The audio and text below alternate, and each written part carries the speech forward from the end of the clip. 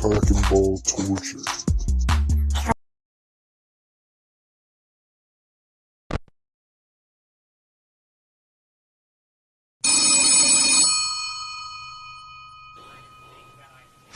Hello? Can you hear me?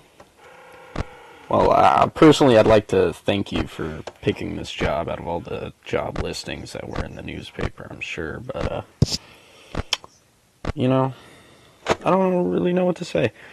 This is pretty basic job. So, there isn't really much for me to go over. Welcome to Squeen Squad pizza place.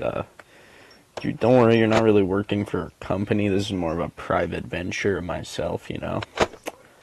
So I guess I'll just go over what you gotta do. You just gotta flip through your cameras, make sure nothing mysterious and weird's going on.